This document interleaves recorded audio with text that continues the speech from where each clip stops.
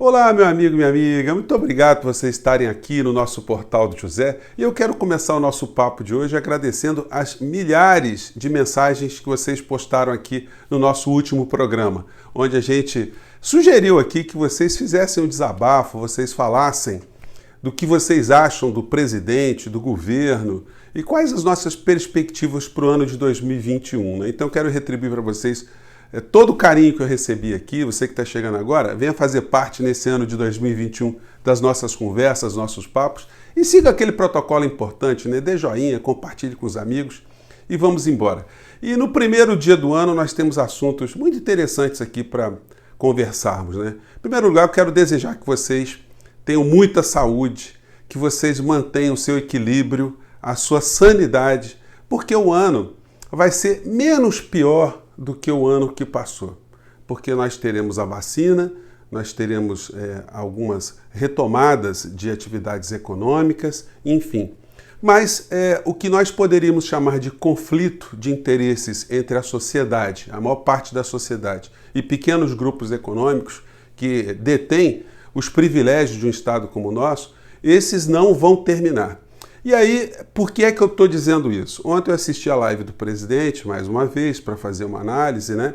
E ajudar a gente a entender por que esse personagem é tão abjeto, tão inumano, ele ainda persiste na presidência da República. No dia de hoje, o jornal Estado de São Paulo colocou um editorial muito interessante. Eles colocam o seguinte: ainda faltam 17.500 horas. O Brasil conta as horas para o fim do governo Bolsonaro. A partir de hoje, quando se completa a primeira metade do mandato, faltarão 17.500 horas. Uma eternidade. E aí eles vão fazendo aqui uma crítica ao Bolsonaro, muito mais por conta do seu comportamento moral abjeto do que os resultados práticos para esses segmentos que o governo dele proporciona. Como eu tenho dito para vocês o tempo todo, o Bolsonaro é passageiro. Essas elites econômicas do nosso país sabem que essa criatura vai ser expelida. E eles já preparam alguém para vir no seu lugar. Muitas pessoas perguntam assim, quando eu critico os grandes meios de comunicação por não mostrarem a responsabilidade de Bolsonaro em relação à pandemia, isso tem uma explicação lógica também, gente.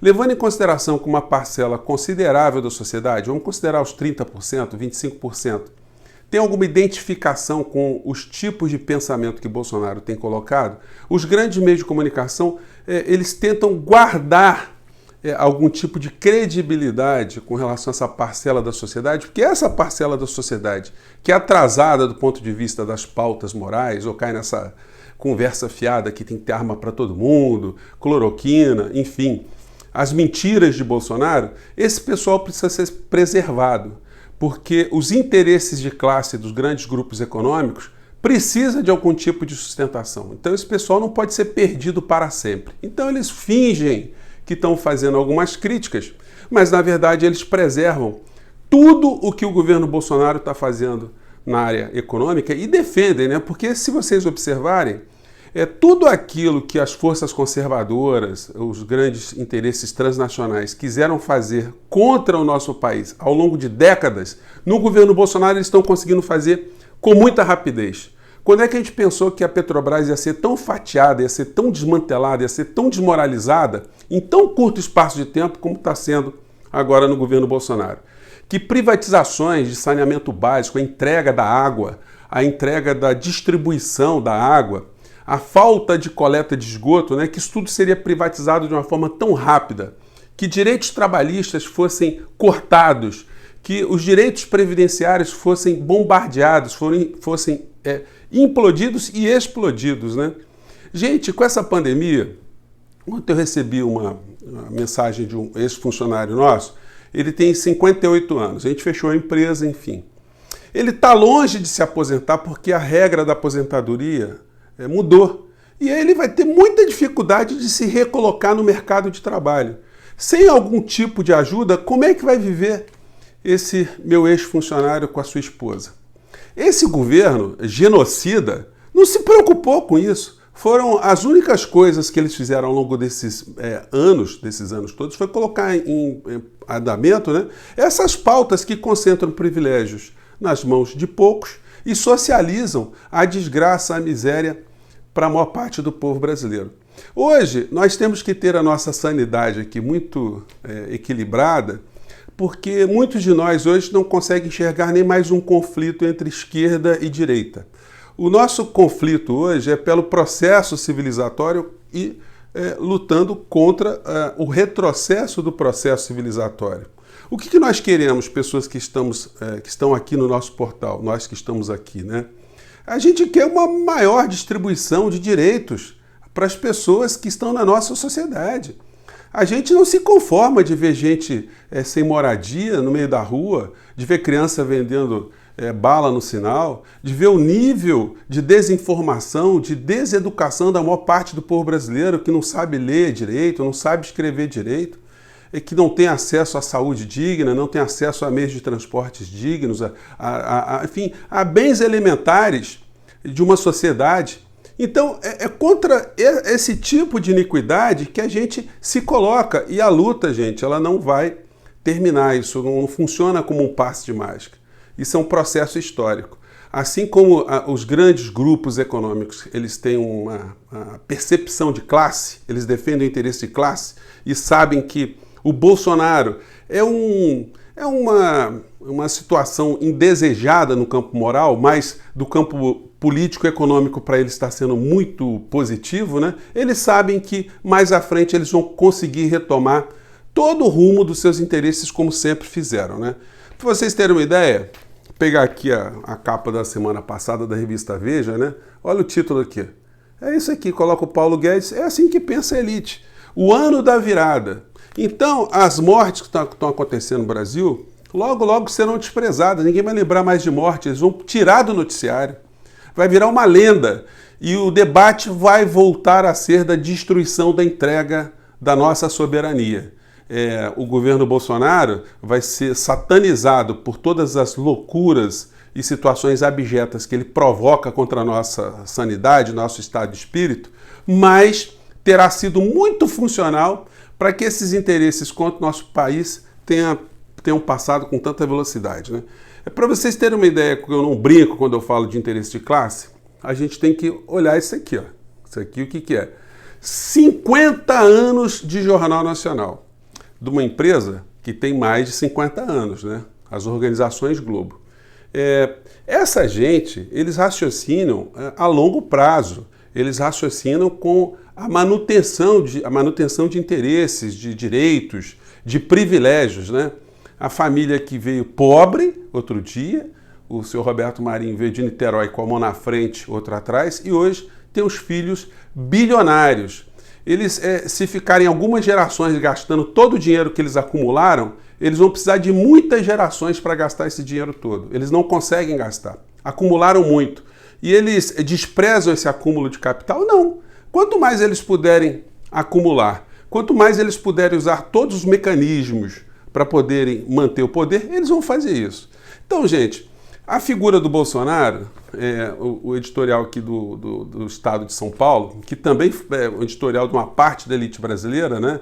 Eles apontam uma coisa muito interessante que eu já comentei com vocês também.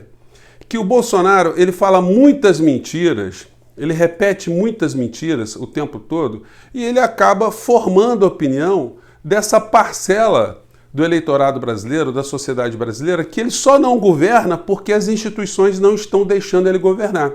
Ele não faz as coisas porque o Supremo Tribunal Federal não deixa, porque o Senado não deixa, porque os meios de comunicação não deixam, porque a Câmara não deixa, então ele terceiriza a responsabilidade. Ele tem conseguido com muita eficácia, porque os meios de comunicação não contestam, colocar para as pessoas que ele não está atuando em relação à Covid, as pessoas estão morrendo porque o Supremo não deixou. Quem está matando as pessoas no Brasil são os governadores e são os prefeitos. E na live de ontem, que foi aquele show de horrores, né, que eu recomendo que vocês não assistam, porque de fato quem tem um mínimo de percepção racional da realidade fica bastante irritado, né?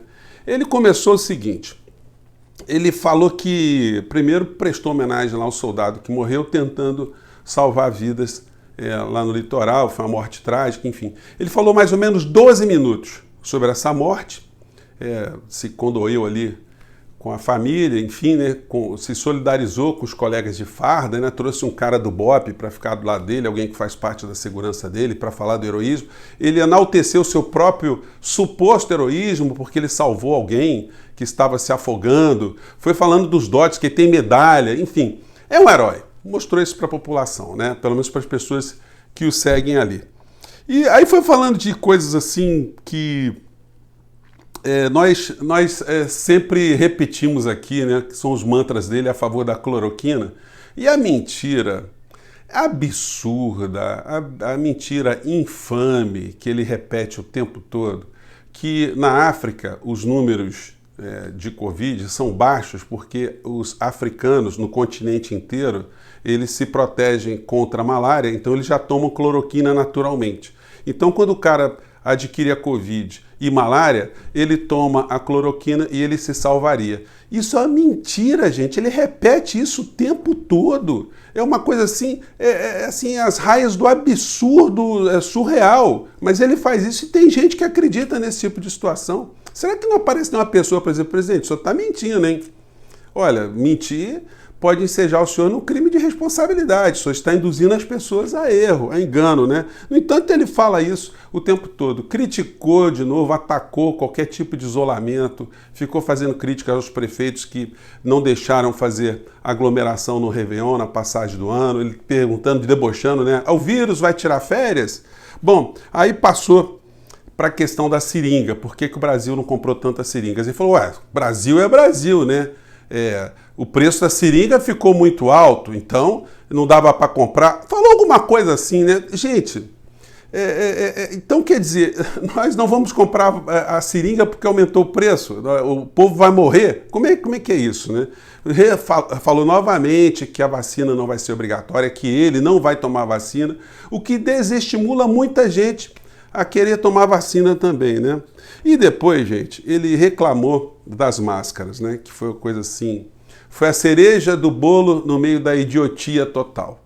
Dizendo que as máscaras ficam encebadas, que se colocar um oxímetro na ponta do dedo para medir a oxigenação, um cara com máscara, ele vai estar menos oxigenado do que alguém sem a máscara. E que, enfim, gente, é assim, é o show dos horrores. É uma espécie de terrorista biológico, né? Um terrorista sanitário, alguém que atua politicamente para a destruição da saúde, a desarticulação das medidas sanitárias de uma maneira geral. E o que a gente vê diante desse tipo de discurso? Muita gente fazendo aglomeração, muita gente acreditando ou utilizando o argumento do presidente. Bom, se ele está falando, né? Ele deve ter, vai que ele tem alguma razão. E as pessoas acabam por fazerem eventos que correspondem a todo tipo de negacionismo que o presidente da República fala o tempo todo e não é questionado, não é desmentido, não é desmoralizado.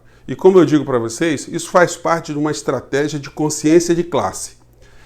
Bolsonaro, ele continuará no ano de 2021, ser criticado, vão apontar uma fala dele aqui, outra colar, mas na área da política econômica, inclusive, gente, sendo eleito lá o candidato no Congresso Nacional do Bolsonaro, ou sendo eleito o Baleia Rossi, nós vamos ter o mesmo tipo de encaminhamento econômico que a gente teve com o Rodrigo Maia. Não devemos ter a menor ilusão. Todas as propostas de reforma que eles falam o tempo todo, essas continuarão a ser tocadas. Se a gente tiver o funcionamento do Congresso, não mais no modo virtual, mas no modo presencial, é possível que os deputados de oposição consigam algum tipo de bloqueio, algum tipo de revisão, algum tipo de embarreiramento para que o Brasil não seja entregue na velocidade que está sendo entregue. É possível a gente sonhar com o impeachment?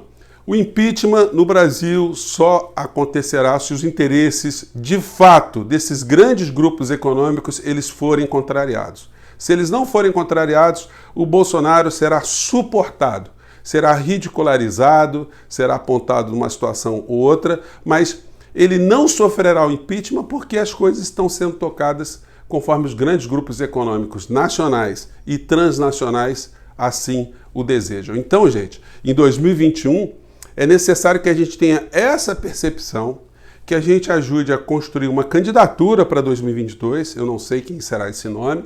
Eu acho que as forças políticas é que vão ter que entenderem qual será o nome possível da gente poder fazer como aconteceu na Argentina. Deles terem conseguido vencer o neoliberalismo ultra-radical do Macri, que desgraçou a Argentina, destruiu a Argentina, e agora toda a destruição está sendo refeita, ou está sendo desmanchada para ser reconstruída, vamos dizer assim, né? Para que o povo argentino volte a ter algum direito. Direitos que eles perderam, direitos previdenciários, direito na saúde, direito na educação, que agora estão sendo recobrados com muito sacrifício, muita inteligência e muita determinação. O Brasil está vivendo praticamente uma guerra agora e a gente vai ter que ver um período lá na frente de reconstrução da nossa nação.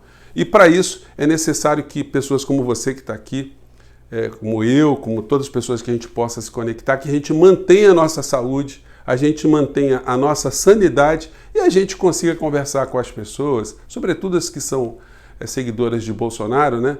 O quão elas são enganadas, o quão elas se prestam a funcionar como sustentadoras de um modelo econômico que as prejudica no final, que as nega todo tipo de direito e de futuro para essas pessoas e para suas famílias, né? Gente, eu fico por aqui, um grande abraço.